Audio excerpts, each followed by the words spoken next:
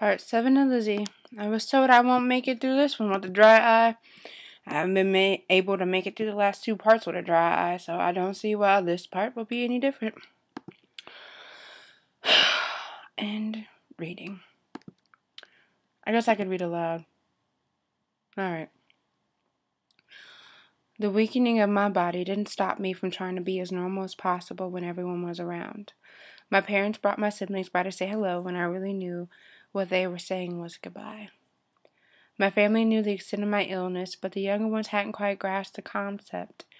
On Tuesday, whilst up in bed, my arms frail and exhausted as my body slowly gave up the fight. I cuddled with my youngest brother Ben while he ate hospital food that should have been my lunch, but I couldn't be bothered to chew. The muffin I had picked apart 2 days ago would be the last food I would ever taste.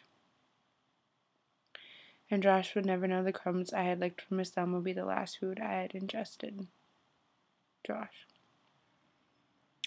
He and Connor came by every day after school. They regaled me, damn SAT words, with stories, and that our classmates were asking about me. Josh hadn't divulged any information other than I was ill and resting. I thanked him profusely, because I knew I wouldn't be able to tolerate the unending march of people through my sick room who were sad for me because I was dying. I had been dying for the last 2 years. Damn. In a way, everyone was on the train to Deadsville. Some just took detours, while others were ushered onto the express. Josh stayed the longest with Connor at a close second. My parents wanted to be here, but they could tell I just wanted to die already. I would never admit it out loud. Or at least I didn't think I ever would. Not until the day Connor started the dance party at my room. I sat up as far as I could in bed while Connor slipped off his shoes. Sock dancing is a must. You have to try this, Josh. Josh knew. I could tell he knew. The way his eyes swallowed me in as if he were trying to memorize every little detail. The way he ran his hand over the top of my head and kissed me so very softly on my lips. Just yesterday he had said, "Remember the back of the truck?" I sucked in a breath and nodded, and his smile was one of wicked intent with a hint of longing and sadness. Then he played with my fingers and whispered hotly, "Me too." He kicked off his shoes and slid across the buff floor, Paramore blaring from the radio, sitting off to the side. Yes, Paramore! He did a little MJ moonwalk, and then grabbed his crotch, and I laughed, clapping excitedly while Connor did some hip movement that just served to remind me that he had no rhythm. Josh had taken some type of hip-hop classes at some point in his childhood, and he had definitely retained some of those moves. Connor attempted a pop and lock routine while Josh hit the deck to do the worm. I never actually saw him complete it, though. I heard groaning from the floor, and then he rolled over onto his back into my line of sight as I peered over the edge of the bed. The hand over my mouth as he held himself only served to keep my laughter in. Connor didn't bother. He sat down hard and laughed so hard he cried. Okay, I would too. After a seat in the recliner and an ice pack for his wounded ego and slightly bruised pelvic area. Josh's hand found mine and he held it tight. His eyes had just started to slip shut, but I blinked. My eyes had just started to slip shut, but I blinked them open slowly and looked over at him. "I love you, Lizzie." I smiled, a genuine smile. He told me that once a day, usually right before I fell asleep. I knew it was because if I didn't wake up, he wanted it to be the last thing I heard him say. I always responded with, "I love you, Josh." And then I'd squeezed his hand as tight as possible, but tonight I couldn't muster the strength, so I just told him I loved him and let my hand rest in his. As I shut my eyes, I pretended not to hear him softly crying. Let him have that moment of goodbye every single night. I once wondered if he knew I had a week left. Come to find out he was counting the days. He knew.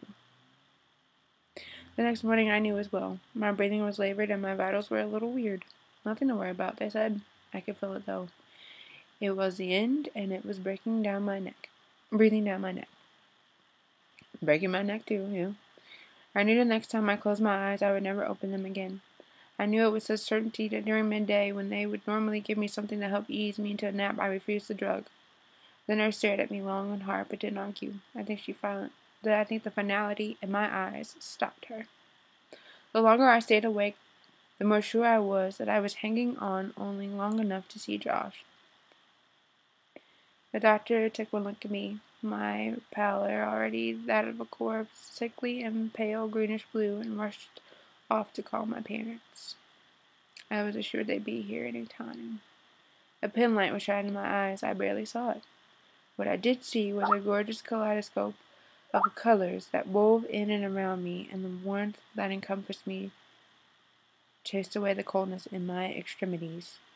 It felt like one massive hug of love. Oh God. Okay. My chest is starting to hurt, but I'm gonna finish this. Just give me a second. Okay. I turned to it and let it keep me safe. At one point, the arms around me started to squeeze just a little bit, just a little too tight, and I fought for you to say, "Not until Josh says goodbye."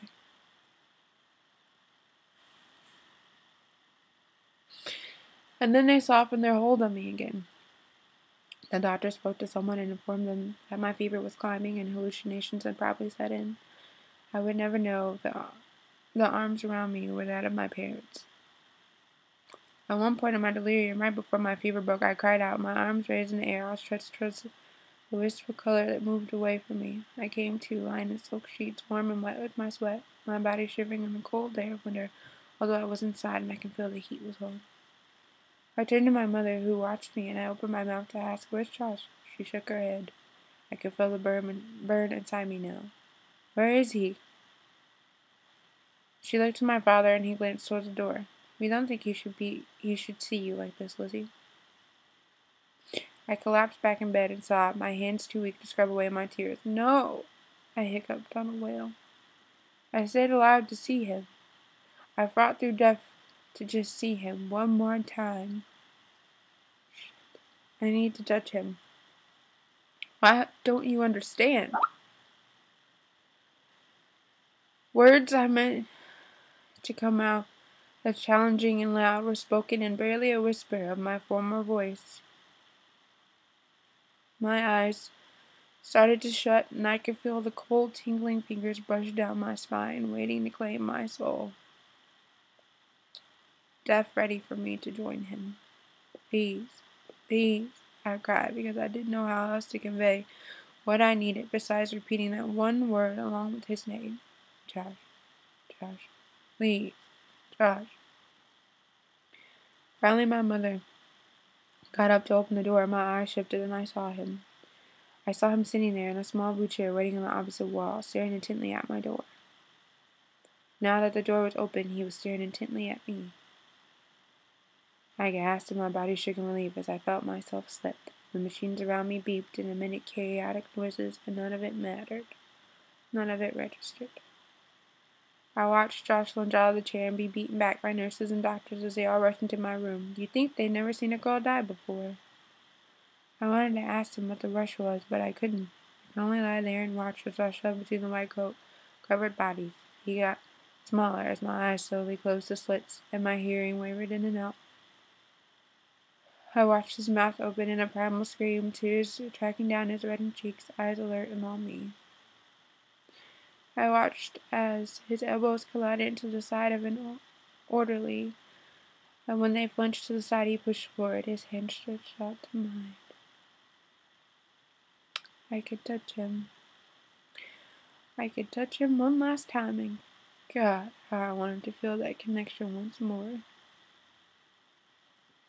With a reserve of energy I didn't know I possessed, I let my arm fall between the metal poles of the bed, and then as if some outside force was pushing me, my arm rose and my fingers connected with his. He used his hold on me to pull himself forward, and then his body was covering mine, and he said, watery and loud, as my hearing came back full force, "I love you, Lizzie." I looked up at him, his tears falling into my cheeks.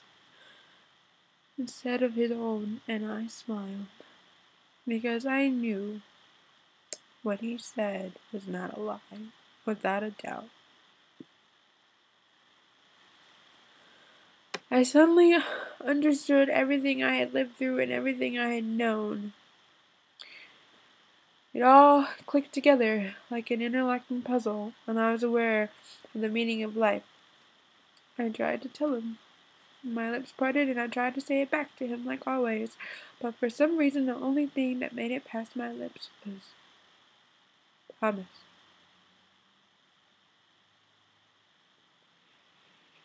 He buried his face into my neck and cried, his body crushing mine, and his hand holding on too tight. And then I was gone.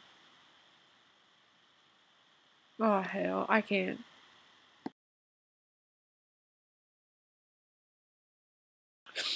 Sorry, I must look ridiculous. And I'm just gonna voice memo this because nobody wants to see this ugly sobbing right now, but it's only 2 seconds later, like it's not even 5 minutes anymore. I feel like I lost my best friend, you know? Damn Ange. Her SAT words, and her creative writing, and her word wizardry. She's gone. And the last thing she said was promise. He had to fight through to get to her. What kind of bullshit is that? I already been ready to fight for about a week now. I can't even breathe. I can't. Like, I don't. Nope, nope. Nope. Nope. Nope. I can't deal right now. I can't. I almost just want 8 so I can have all these feels locked up in one video. But no, Hinge, you're gonna make me wait. And that's also another part of the torture. A sweet, sweet torture.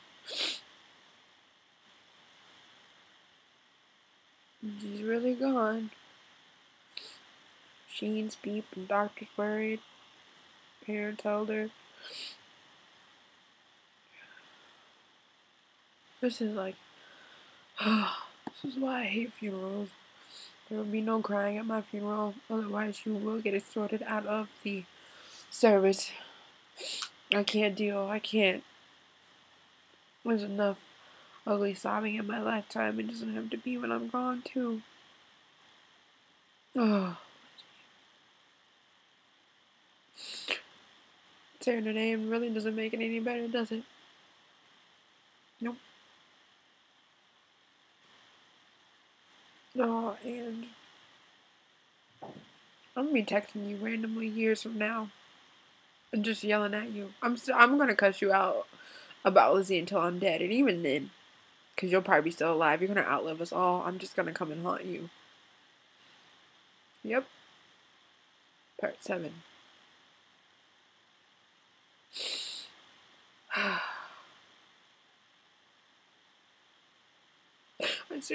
seriously feel like I've lost my best friend. I apologize for the overdramatics, but I am overdramatic. But damn, Lizzie, she held on. She held on for him. Why is this so damn cute, so damn sad at the same time? I really need to watch this. Okay. Oh, Aunt, I love you. I love you so much. It's not even funny. Oh, I wouldn't get it. You need to box this shit up and sell it. I'm not even playing with you. Feels. Oh. Nothing like a good story to bring you down to your knees.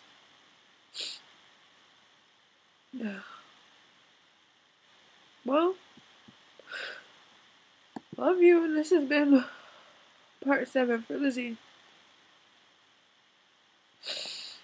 That strong, brave girl. Ugh. Mm.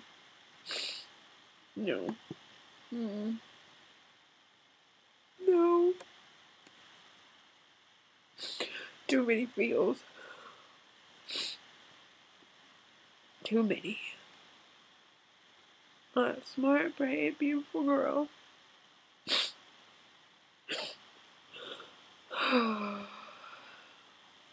Gone way too early. Mm-mm. Mm-mm. Nope, nope, nope. Oh, poor Cheryl. She ended this. A wonderful human being. I don't even know. Mm.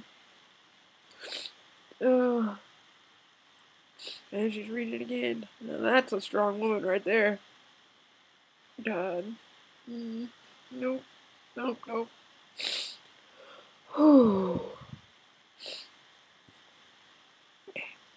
Well, I love you. And I'll get over this eventually. Now, excuse me while I go ugly sob in my corner. Bye. Oh, God.